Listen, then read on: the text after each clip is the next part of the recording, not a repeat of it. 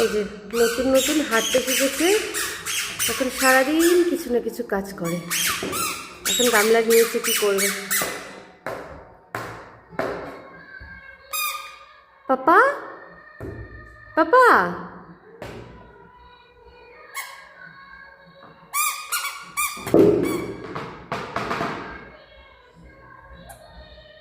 কোথায় লাগলো?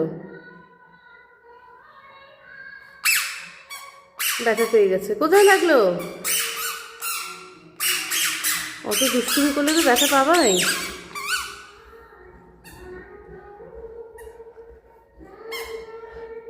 এই যে পাপার এখানে মশা কামড় দিয়েছে, গালটা কি হয়ে গেছে।